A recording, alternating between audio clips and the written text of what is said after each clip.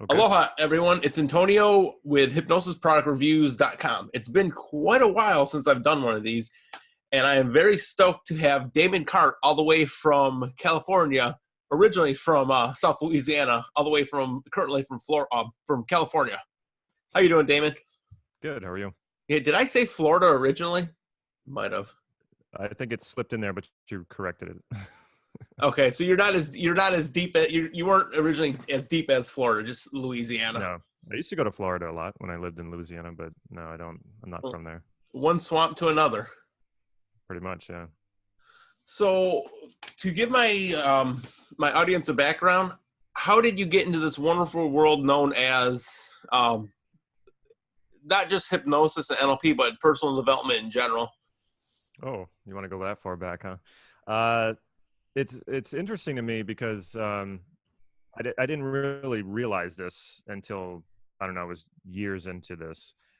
When I was growing up, I was brought up in the deep South Louisiana, and it's in the Cajun area. So I'm Cajun. I grew up in that culture, and Cajuns are very Catholic. So my father was, well, still is a devout Catholic. So was my mother, and to them, that was like the most important thing was to save my soul, or make sure that I stay Catholic and really get a good Catholic education.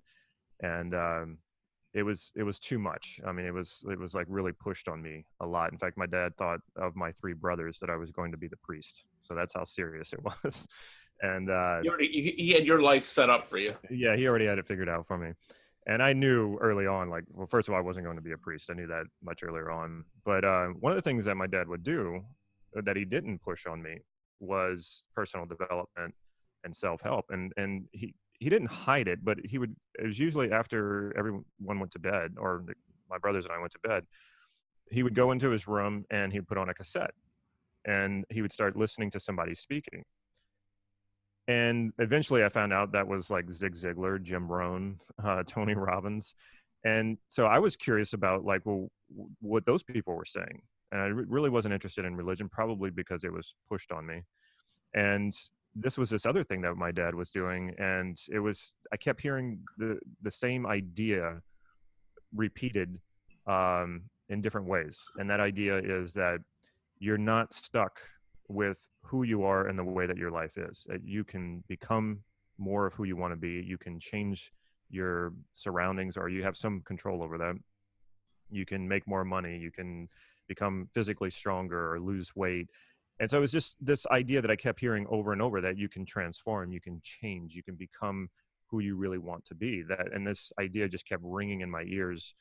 And I grew up dreaming in that direction. I can move somewhere else. I can have a great career. I can do all these things. And it's not like you just kind of like grow up and then, okay, this is my life and this is who I am. And that's just what I have to settle for.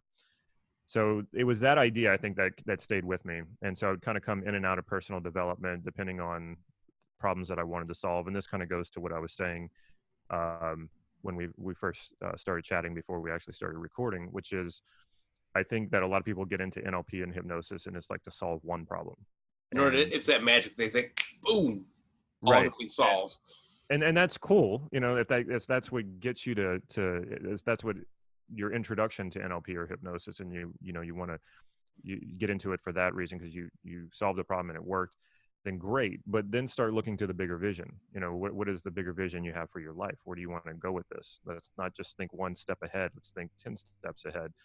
And that's what and I was doing that. I was just solving one problem at a time. And then eventually I was looking for a big solution because my business was failing. My marriage was failing. I wasn't happy. I was miserable. I'd fallen into another depression. I'd been depressed once before in my life. And an NLP guy popped me out of it in one session. This was in college, my college professor. And so I knew that NLP was powerful. And I had realized as I was moving to Santa Cruz that I found out because I was doing some market research and found out that NLP had started here. So I thought, oh, great, I'll get to learn NLP when I move to Santa Cruz, and then there'll probably be an NLP institute on every corner. And I moved here and there's like Yeah, none. exactly. And I was like, what? Like, this is where NLP started. Why isn't anybody teaching it? But it turned out Robert Dilts and Judith Delosier every summer were holding NLP University up at the campus where NLP was founded at UCSC. And after wanting to do that for like 2 years, just like thinking to myself, yeah, I really want to do that. I need to do that. It'll help my business. It'll help me. And had gone to a therapist for a year to come out of the depression, but his style of therapy was he was good at getting you out of the hole, but once he got you out of the hole and you wanted to start getting better and progressing, well, he only knew how to get you out of the hole. So he would start talking about my problems again and bring me right back down. And I was like, okay, this isn't working anymore. This, Yeah. I need to progress. And so I thought, okay, but I want to be able to do this on my own. It's sort of like, say you have a major health scare or crisis, a heart attack or something like that. Well, then you go to the doctor. You don't go to a personal trainer. You go to a doctor, and the doctor, you might have to do surgery or whatever it is. You get better, and then when you get better, if you don't start exercising and taking control over your physical health, you're going to end up right back in the hospital again. So that's the way I was approaching therapy and my mental well-being, my mental health. It was like, okay, I need to get control over this. So it was more of a, sorry for interrupting, it was more of like a preventative kind of care. Well, yeah, it's like, okay, if you take control of your physical health and you're going to the gym so many times a week, you're doing some cardio, you're eating better. And so I didn't really know how to take care of my mental health, and most people don't. So I figured NLP was a good shot at that because I'd seen it in college and I'd seen it being powerful and working. And I didn't want to have to go to a therapist all the time. So I thought, okay, well, I'll go do this. And it was really to like I said, maintain my mental well-being. It was to fix my business, hopefully fix my marriage. And I did not at all plan to become an NLP teacher or a life coach or any of those things. And as I was doing it, like I was telling you, in the hypnosis class, I was making everyone cry, not intentionally. People just kept coming to me and saying, you're really good at this. Why don't you try it? Why don't you teach? Or a lot of people assumed I was a teacher or a coach. And I was like, no, I'm an insurance guy. In a moment, we can continue, but I want you to give the story about how you made people cry, because that can go either way. Okay. Well, that's about it. I mean, this is how I got into it. It was really unintentional. And it was one of those things where I started to realize that not only was I pretty good at it naturally, I enjoyed it a lot. I enjoyed working on myself and moving myself through transformations and progressing and getting better in whatever way that is. And you can't always be transforming. You can't always, be doing, having these major leaps in your own life. But the next best thing is to do it for other people or for help guide or facilitate for other people that process. So I love that. I mean, I love seeing people change and progress and transform. So that's basically how I got into it. As far as the making people cry, yeah, so I wanted to learn hypnosis because I knew that a large part of NLP was based off of hypnosis, and I thought, okay, should be part of my education, and I was onto something because that was one of the first thing that really blew the lid off of NLP for me to really understand it. And so if you are an NLPer and you haven't taken a hypnosis course, definitely do it. And Ericksonian hypnosis, because it'll put pieces into place that are probably missing in your practice. So I got into the hypnosis course, and like I was saying, I like to go deep with pretty much everything that I do. And I don't think of it as going deep. It's just normal for me. But a lot of people come back and say, "Wow, you really go deep." The not going deep is, for an example of not going deep, is the hypnotic phenomena, like hand sticking on a table or a foot stick or a hand levitation, and all that stuff is fine. It's good, but I just find a lot of people get too caught up in that and not really using hypnosis for what you can really do, which is go deep and transform. So I'm doing these processes, and I'm pretty new to hypnosis, but I have the NLP background. And every time I worked with someone, every time I hypnotized someone, they would start crying. Sometimes it was sobbing, and sometimes it was like just kind of a streams of tears going down their face. And I would, the first few times that it happened, I got nervous. I was thinking, what did I do? And then I would bring them out of it, and I would say, is everything okay? And they're just like, yeah, it was great. They're like wiping all the tears out of their eyes. And then a lot of people wanted to start working with me. I kept getting people saying like, hey, I want to work with you in the next process. And I'd be like, okay, well, I've already got someone else already grabbed me for that process. So I was getting a lot of people wanting to work with me. And I'm thinking, I'm building this reputation as the guy who makes people cry in the class. and they want to work with me. And so I would kind of warn people. I'd say, okay, look, I'm not saying Wait, you're gonna cry. wait, you weren't a dominatrix, were you? This kind of sounds like you could have gone either way with that. No, I was not inflicting any pain Okay, whatsoever. okay. Never do that. But anyway, it was just I'd warn people. I'd say, okay, I'm not saying you're going to cry, and I'm not going to try to make you cry. But most people who have worked with me cry. Are you okay with that? And they're like, oh, that's why I wanted to work with you. So I mean, that's a right there. That's also a good hypnotic suggestion to give because it presupposes because we know when we cry, there's almost like that kind of negative. It's like releasing pressure. yeah. Yeah, I think when you go, and that's the beauty of either going deep with a meditation or going deep in a hypnotic trance, is you go to that really deep part of yourself where you can finally let go of a lot of the things that you're holding on to, because we're holding on to a lot of stuff every single day, and we kind of have to, because we do need to defend ourselves. We need to watch out for people trying to take advantage of us, or we need to watch out, not watch out, but we need to be conscientious of certain things throughout a day. And when you're able to go really deep inside yourself and let go of all those things, then usually there is a deep release. You were talking about when people are on vacation, they believe almost anything because they're out Yeah. of that environment. Yeah, and that's part of it. It's like they're almost they're in a different state. It's almost like a hypnotic trance. So when you can go really deep into yourself and really let go, uh, that alone can be transformative. You're just letting go of things and you're getting in touch with yourself again. So it's a good It, feeling, and it's a sometimes it makes you cry. nice core state. Mm. And speaking of core states, one of my favorite processes is core transformation. I love that process. What are some of the, I guess, the top 3 techniques that you've used to transform yourself in hypnosis or the NLP kind of branch? Well, I would say re-imprinting is probably the most powerful. If we're just zeroing in on a technique. As far as a model goes, I think the self-concept model is the best way to go, but there's actually like a lot of NLP techniques wrapped up into that model. So I would say uh, the one I most commonly use and the one that I felt the most transformation from would be re-imprinting. And then in the self-concept model, Steve teaches a way, and I teach it now too, a conflict integration, but it's very elegant. It would be maybe the word I'd want to say. It's very elegant, very smooth. It's not like the visual squash where you like smash 2 parts of yourself together Mm-hmm. and just hope for the best. You're It's like here. a lot It's like smoother. taking 2 kids. It's like they hate each Right. other. Come on, play nicely. Yeah, exactly. And sometimes it works, but there's a lot of times it doesn't work. So there's a way that there's a conflict integration in the self-concept model that is amazing, and it's always worked. Because if it doesn't work, you know it, and then you just keep doing it you keep tweaking it until it does work. What So I would go ahead. So the book you're actually, or the process you're talking about, is with transforming yourself. Yeah. So it's Phenomenal. yeah, it is.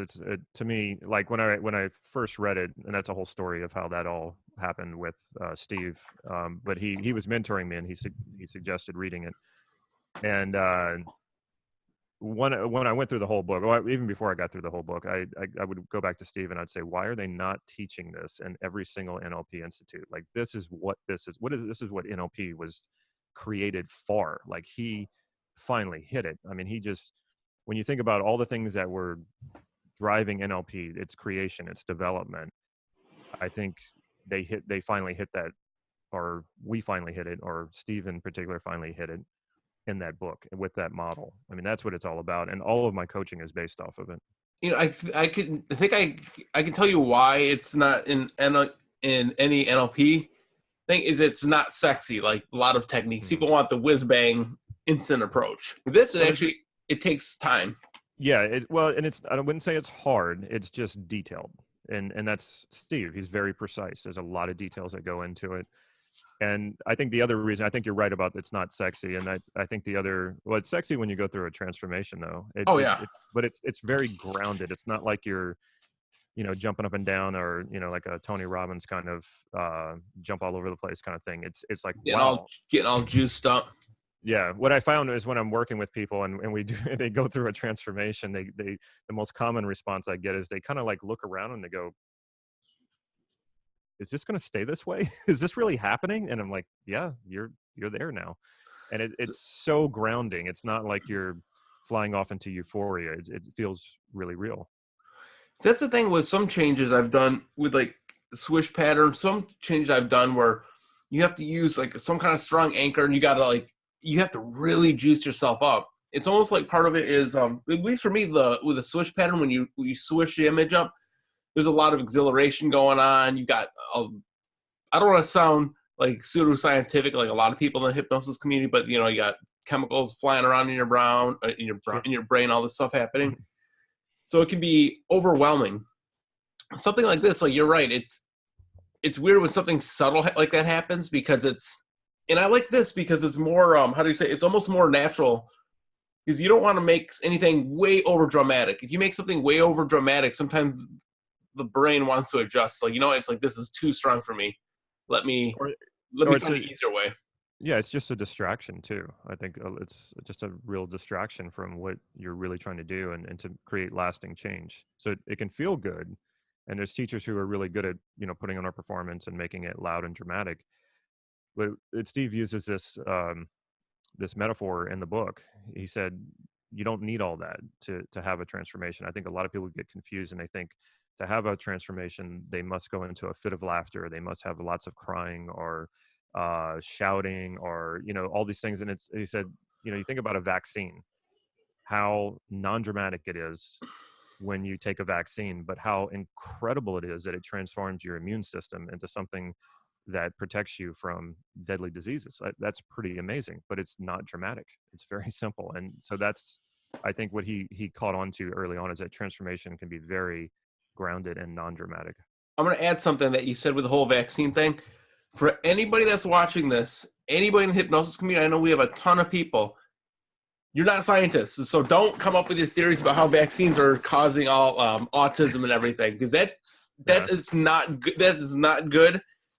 Back out here in Hawaii, I'm not going to go on too long of a tangent. We've got mumps coming back. I think we had measles coming back. Stop it.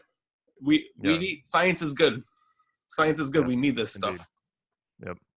So, hey, I'm sorry, I totally cannot pronounce your name. Yeah, I think he goes by. Do you go by? I think it's Vincent. We've met. Hey.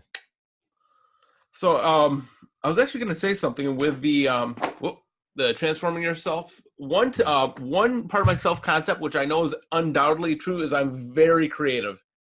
I've always had my creativity just flows.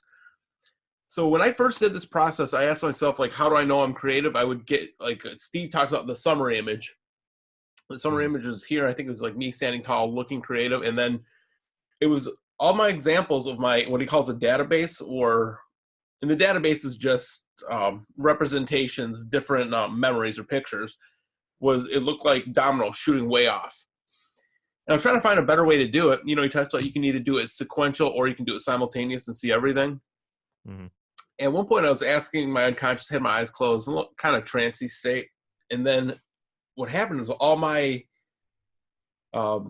examples, they went like this. And those old plastic snakes we'd have where you could hold one and then the snake would kind of just move around. Mm-hmm. That's what happened. So the images went like this, and then it kind of spanned out, and it looked like a actually, here's a better representation. I was doing a drawing the other day. So it was almost like I have my summary image here, and then I have all the images kind of spread out like this. So now when I think, if I close my eyes and I think about this example of creativity, it's almost like I can hear sounds coming from every picture. And I think I almost imagine it like this whole strip even goes around, so I've got sound kind of bouncing everywhere. Yeah, the self-concept model is pretty damn interesting. Yeah, like I said, to me, that's what the whole point of creating NLP was all about to begin with. Unless you want to go into like the influence and persuasion part, there's that part of NLP that transforming yourself or the self-concept model doesn't cover, unless you want to boost that quality within yourself. So it doesn't cover that. And a lot of people are into that. A lot of people want to, they want to learn more about the language patterns, and you can incorporate language patterns into it, but it's really about transforming yourself. and perhaps other people if you're a coach, but it's not, like if you're wanting to become better at sales, it's not going to teach you that. It might help you with becoming more confident about it, but it's Yeah. not going to actually teach you that skill. So aside from that, to me, what Steve created was the whole point of why why the founders and the developers started creating NLP to begin with. It was to create positive change. Transformation. I mean, it's to take who you are now and transform that, not to get rid of a part of yourself, not to say I'm a bad person, so I need to be completely different. It's no, take who you are right now and who do you want to become, and one quality at a time, transform yourself into that person you want to become. And to me, like that, when I read that book and I went through the processes and I would report to Steve what I was finding, and he was like, okay, you're on target, keep going. To me, it was the holy grail. It still is. Like I still, and that's why I created the online training, because of that. I was, some people are just not good at reading books and doing the processes. So I thought if I can turn this into an online training, then it becomes more accessible to people. So I, I was, that, and doing that process of creating the online training, I went even deeper into this model, and it's just amazing to me that I have not found the boundaries or the borders of the model. It's infinite. You can just keep going deeper and deeper. It's as infinite and deep as your self concept, which is infinitely deep, because as long as you're alive, as long as you're breathing, that thing is creating itself, and it's either creating itself unconsciously or you're helping to create it. And I would much rather be part of that process consciously, Yeah. to do that, rather than just letting my ego shape itself haphazardly. And that's very easy to do. Well, that's what most of us do. That we grow up, we become adults, we may have a lot of dreams and hopes, and when those things aren't happening, then we go, well, I guess I'm not that person. And it's no, that's not it. It's you have to go into yourself and find out, well, how did you create the concept of yourself that you do now? Because it was a haphazard process. Now, when you understand this, you can actually shape it to be what you want to be. And you might say, well, it's just a concept, it's not reality. But your concept of yourself is the only reality of yourself that you will ever know. So when you shape your concept to be who you want to be, it becomes a self-fulfilling prophecy, and you behave in that way. You start creating that reality around you for real. It just popped in my head, the map is not the territory. I think this is, correct me if I'm wrong, but this seems like one of the best ways to adjust the entire map. It seems like with certain techniques, like certain individual techniques might work for good destinations on the map, but this thing can give us full access to the entire map. Yeah. And that map of reality, you got to remember, it's not the territory. So you could say, well, no, if I just change myself, that doesn't change anything externally. No, that's not true at all. It does. Your actual reality that seems to be happening around you will change as well. Now, that doesn't mean that the bridge down the road here is going to change or not be there. I don't mean it like that. I mean when you change your self-concept, it means the meanings you make of the reality that appears around you will change as well. That you have that kind of control, and that is what our reality is. It's the meaning we make of reality. That's reality. Animals that don't have the intelligence that we have, their reality is whatever their reality is. They don't make meaning of it. I mean, maybe some uh, more intelligent animals do to some extent, but in general, they don't do it the way that we do it. They're just sort of living life, and whatever happens, happens. But for us, we're constantly making meaning, and this is why stories are so powerful, because stories that we think in terms of actual stories. We even if we're looking at data, we're coming up with an interpretation of that data. We're coming up with a meaning for that data. And so that's rooted in story. So we make sense of the world around us through meaning and story. It's so funny that we have 3 people in the room, everybody's gonna have a different meaning. Yeah. Even if you're looking at the same fact, that's the thing too. And you brought up politics earlier, which is probably something we don't want to go into here. But the thing that I try to get people to understand, because a lot of people say, well, you're just trying to, get people to think your way and politically. And no, that's not what I'm trying to do. What I try to do for people is challenge them, but also give them good explanations that I have looked into to convince them to some extent. But more than anything, what I want people to do is to set aside their stories and look at the facts. And if we all looked at the same facts, we would all come up with different meanings for it, but at least we would all be looking at the truth. And from there, we can more easily get along and make good decisions and work together. But if we're not all looking at the same, if we're not all looking at the truth, and some people are looking at fake news, I guess, then, and some people are looking at the truth, then we're always going to disagree. Here, give me a second. I just got a message. Unlimited meeting. Okay. Is it still recording? Okay, so apparently I thought there was I think with Zoom, the unpaid version, there's a meeting limit, but it just said it removed the meeting. I don't know why they even brought that message up. That was weird. Yeah, so the whole concept of different meaning, I guess that's how we can come up with the whole idea of fake news. Yeah, So it's so much misinformation out there, unfortunately, and if you have to dig through it to find what are actual facts, or you have to. So many times on the news, and depending on what news you're watching, it's so aligned, or it's the facts are put side by side with conjecture or opinion. I wouldn't even say conjecture. A lot of times it's not conjecture. It's just straight out, like, I want you to think this way. Well, people start confusing facts with opinion. And so our news we've really taken the turn into that, with these different news organizations or supposed news organizations, is the more you put facts and opinion together and people grow up watching this stuff, the harder it is to tell what's a fact and what's an opinion. Now, legally, they do it so where that they can't get into trouble, but it becomes really hard. So if we could just get back to looking at the facts, we're all going to have different opinions about it. We're all going to have different interpretations, and that's a good thing. But at least we're looking at the truth. So hard lately. Yeah. So earlier you were talking about in the book about the conflict integration. What part of the book was it? Do you remember off the top of your head? It's when you're dealing with an ambiguous quality, which has a lot to do with transforming counterexamples. So the ambiguous quality, I kind of remember that. It works exactly the same way as a conflict. Okay. Yeah. So what's an ambiguous quality? What is an ambiguous quality, or what's it kind of feel like? Does it feel like almost like a kind of conflict? So it doesn't usually feel like a conflict until it's challenged. And so I'll explain. So there are qualities that you're certain about, right? And there are qualities that you're uncertain about. But there's different types of uncertain qualities. There's qualities that you're uncertain about, like that you just don't believe you are that.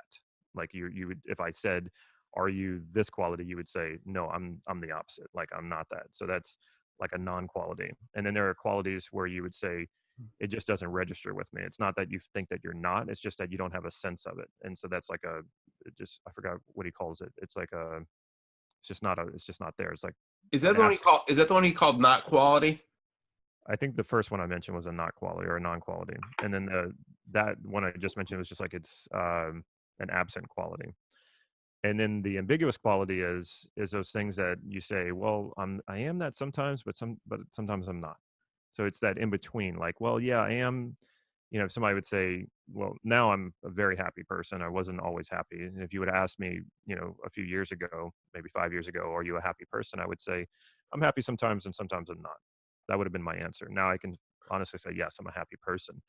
So it's those things where you think, well, sometimes I am, sometimes I'm not, is going to be the ambiguous quality. And really what that is the data you have to support that quality when you have it is equal to the data that you have that you're not that quality. So you have basically in your awareness the same number of experiences, or close to the same number of experiences, of having that quality as not having that quality. Now, this doesn't really necessarily mean that will be a conflict. It will become a conflict, though, if you have a choice to make and you doubt yourself, or you have another value competing. And your values don't actually compete with each other. All of us are whole and aligned people, but we get confused sometimes, and it can seem like one value it might seem more important than another, or you're torn between two values. Like, okay, yeah, I want to invest in this, but I also want to go on vacation, or that you have those times where you're caught in between. So that's what a conflict is, and that conflict emanates, or at its core is that ambiguous quality. If your quality is ambiguous and you're not clear about your values, then you can fall into a conflict. And it's an extremely elegant way to integrate that conflict. I can almost imagine, after going through a little bit of the book, I can almost imagine that what you do is I guess you pull up the representation of when you have that quality as opposed to when you don't have the quality. Well, there's going to be counterexamples is what's going to be. Okay, yeah, the counterexample. Yeah, that's what's going to be dragging it down. So like if I was talking to somebody and they said, I said, are you intelligent? And they said, well, I am sometimes, or I'm intelligent at some things, but other things I'm not. Then I would say, okay, I would start with, let's elicit the positive examples of him or her being intelligent. So they would start accessing those. And then I would say, okay, so where are your counterexamples? And inevitably the counterexamples are not going to be integrated. They're going to be somewhere else. And they're going to have all these examples of them being whatever they feel is the opposite of intelligent. Maybe it's ignorant. And so we'll start looking at those. And sometimes it's just a matter of reframing them. Sometimes it's just, if we take a closer look, we realize, well, okay, just because you did not have the knowledge or the information does not make you ignorant, or it doesn't make you stupid. It just meant that it's something you hadn't studied yet. So if you just studied it, then you would be intelligent on it. So sometimes when people start to examine their counterexamples, they realize just right then that it's not what they thought it meant. So they change the meaning of it. Lots of times, though, most of the time, it's not that simple. And so we have to go in and actually transform the counterexamples and then move them, integrate them into the same place. Into the actual examples. Right. And I like that concept because you can't always be a certain quality all the way through the day. If somebody wants to be like juice up, have like a strong anchor, they want to be happy 24/7. You're going to have counterexamples. And in the book, I remember vaguely talking about it's good to have counterexamples so it makes a quality feel more real. It makes it feel more real, makes it more grounded. It actually makes it stronger. And it also opens you to feedback. And that's how you get better at something, is you're able to receive the feedback. And without counterexamples, you won't take feedback. And this is what, actually, if you have no counterexamples in any of your databases, I can tell you what kind of person that is. That's a narcissist, because that kind of purity is what a narcissist is searching for. And if you give them any feedback, they're either going to get away from you as quickly as possible, or they're going to fight you on it. And, that's not what we want. And unfortunately, you find a lot of people in NLP like that. And I think they start out well-meaning. They don't start out saying, I want to turn myself into a narcissist. But what happens is, as they start to get good at NLP, they start to go, oh yeah, all those painful experiences I've had, all those mistakes that I made, all those counterexamples, I'm just going to get rid of them. And they just find ways to get to basically suppress them or get them out of their conscious awareness. But when they do that, and so, I mean, I understand why people would do that. And so they think that it's going to make them better, stronger, not make any mistakes, or, whatever it is that they don't want to do, they're moving away from it. But what it inevitably does is it does turn them into a narcissist. And that's why it's true. NLP has a reputation for either narcissists being attracted to it, or people turning themselves into narcissists. And unfortunately, that is true. I mean, it's not everybody, of course, but a lot of people do that because when they start getting good at it, they're able to change their experiences and recode them. But when they do that, then they become less open to feedback, and it's all about them. And it actually creates a very weak and shaky self-concept. Oh, totally. And in regards to feedback, if you guys want to give me feedback for the podcast, I love it. Only positive feedback. Only positive feedback. No negative. Yeah, no negative feedback. I'll just block it out of my self-concept. Now, what's your website for the your online version of Transforming Yourself? Well, we're actually not in an enrollment period right now. I go by enrollment periods, and we will be opening enrollment late January for Transforming Yourself. Is it a live one you do? It's not live, okay. But I do have private Facebook groups for all the trainings that I have, and so I want to make sure that I'm giving the attention to the students as they're coming in. And so if it were just an ongoing thing, I don't think I'd be able to give it the attention that I want, or that I want to give. So I do. I have a private Facebook groups for all the trainings, and I'll go live in those trainings, especially right at an enrollment period. I'll go live and just making sure everybody's getting the concepts down, and I'm answering all of their questions. So I will be opening that in late January. And also, what I just closed an enrollment for I created a membership program, which is not based on teaching people NLP, but of course it's all based on NLP, but focused on helping people create that vision for their life and executing it, which is what I was saying. I'm finding a lot of people don't really have that overall Yeah. vision when they start learning NLP. Is that the one? Remember, it was like 30, 40 a month, something like that? It's ongoing. Yeah, Yeah. $39 a month, but that was the special enrollment price, and it's not that priced anymore. It's going to be $49 Damn. starting in January. I think I just missed that. Okay. So Yeah. scratch what you Well, just heard. maybe we can make an exception for you. These are not the Jedis you're looking for.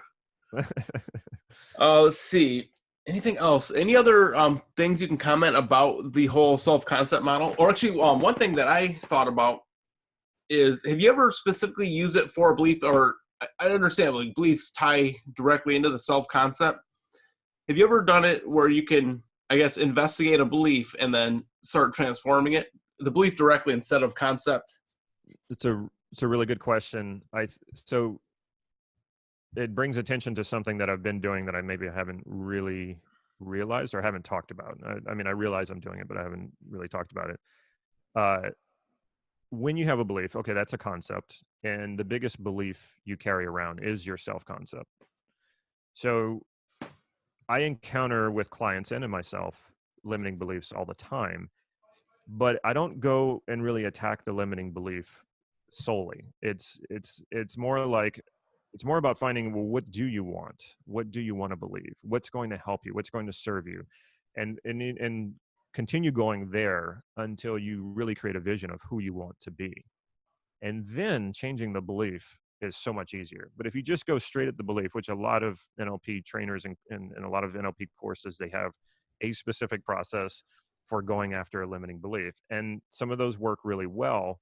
But what often happens is you get rid of a limiting belief. And if you don't replace it with something, Vacuum. you create a vacuum, and then you can go into that euphoric state, which is a narcissistic state you don't want to be in. And it kind of leaves you with like, okay, I'm feeling great, but I don't know what to do with this. So with the self-concept model, I'm basically, we're going to deal with that limiting belief. We're going to move you to the higher belief first, and then that limiting belief is just going to dissolve. So you're almost building up the, I guess, legs to the table, and then it just naturally kind of pushes the other belief out. Sort of, but I would go even further than that. It's like, before we start building the table, let's sketch it out. What are we aiming for first? And then we're going to start building that table. And then if anything gets in our way, we're going to deal with it, but we're going to know where we're going. So it's like this. It's, if you don't have a vision for your overall life, which most people don't, people have goals and they think that's their vision. That is not your vision. So you have a vision for your life and you're moving in that direction. When you hit an obstacle, it's just like, oh, okay, I just got to deal with this. It's like you're driving, you want to drive cross country from California to New York. If you come to any obstacles or you make a wrong turn, you just correct it and you keep going. But if you started on that trip and you didn't know you wanted to go to New York and you just started driving around and you're like, well, okay, well, where do you want to go? And you go, well, I just want to make it to the next town. Okay, well, there's lots of towns in all different directions, but that's what most people are actually doing. So their goal is to make it to that next town. But if you're going in the wrong direction, or if you're not going in a direction that's actually creating the vision, you encounter obstacles, you're likely to quit. So, but if you have that vision, you know what you're going for, you're going to encounter obstacles, you're going to take wrong turns, you're going to make mistakes, you're going to goof up, but you still know where you're headed. So you just get back on, you just correct, and you get back on track. That sounds like a good plan. Yeah, it's been great. Finally get a chance to talk to you. And I'll admit this now. The first time when I saw your videos, I'm like, oh, great, another NLP guru. Oh, who is this guy? And then after watching some of your videos, interacting with you on Facebook, and talking to him, I'm like, oh, he's a pretty legit guy. Thank you. Yeah, for a long time, I tried to align myself with teachers who would kind of legitimize me, so to speak, and I did that for years, and it didn't go very well, didn't work very well. And when I met Steve Andreas, he was retired at that time, and I'd heard of Steve, but I didn't really know his stuff. I didn't know how popular he was. I just knew he was one of the early ones, and I kind of forgot about the whole like trying to look legit when I started working with him. And believe me, he stripped me down real fast. He showed me a lot of things that I thought I knew, but he questioned me, and I was just like, okay, I don't know half of what I thought I knew. And so he was able to kind of break me down and then build me back up like that. And then when I started going out there with his blessing and teaching transforming yourself, I was finally getting that legitimate acceptance, and I totally didn't expect it. But a lot of people in NLP know and respect Steve, and so being aligned with him really helped me. And I had no idea, like that was never the goal, working with him. But it turned. It's so weird how you let things go sometimes, things that you want, and then in the letting go, it kind of happens. And so, yeah, getting with him and being mentored by him has probably been the best thing that ever happened to me, especially in my career and especially in this business. And his passing this past September was really hard for me, even though I knew he was going. I went to visit him a few months before he passed, knowing that that was the last time I was going to see him, and it Mm. was tough. But I just look on that as just pure gratitude for him and for all the help that he gave me. Yeah, definitely. Like I said, I had a chance to meet up with him and Connie Ray Andreas 2 times. They came on vacation out here, and Mm. awesome, awesome people. And like Yeah. personally, I love his humor. He's got very cheeseball humor, which it goes great with Yeah. my humor. Yeah. And it catches you off guard. And I think that's a lot of times what his aim was. It was like he could get into really serious conversations, and he was so precise and so intelligent, and you could almost feel like the intensity building up, and then he would just out of nowhere throw one of those cheeseball jokes, and it would Yeah, completely just relieve you of that tension. And it was, yeah, he was quite a personality, quite a definitely. personality. And Connie Ray also, two of the finest human beings I've ever met. And then I want to include also their son Mark, who is just like so much the son of those two. Like he Mark's really, awesome. yeah, he really is. He, all the good stuff that Steve and Connie Ray are and were. Uh, Mark is all that too. So we've become really good friends, and he's a really Yeah, great guy. they're shining examples of not narcissists in this community. Exactly, and it's amazing how well they were able to navigate through the community, and especially with their contemporaries and their peers who were famous NLP teachers. And yeah, they've always been that way. It's just like, yeah, whatever, that there's that hype. And anytime it was a shame too, because anytime that they were critical of that in a feedback way, not just like trying to put other people down, but in a feedback way, why that wasn't good, I think people often looked at them as being jealous, and it's like not even close. They don't need it. It's never that. No, they don't. They never needed fame or anything like that. I don't think it interested them in the least. Definitely. Well, it looks like it's the top of the hour. Thank you for jumping on. And if anybody has any questions for him, I'll have a link to his Facebook page and his websites either above or below this video. And get to his website. Do you have an email list for people for the transforming yourself? Um, well, if you want to, you can get on my email list. I give some freebies away, and you can just sign up for the newsletter if you don't want to take any of the free training that I have.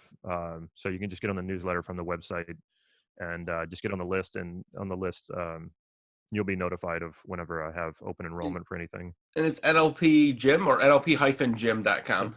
NLP-gym.com. And I just hit the 500 video mark on YouTube. So I've done 500 videos on NLP on my YouTube channel. So there's plenty of stuff to go through. If you want to know more about what I teach, what I wouldn't say what I specialize in. I try not to have too much of a specialization other than transforming yourself, which is big. Yeah, But yeah, there's it's a big chunk. it's a big specialization.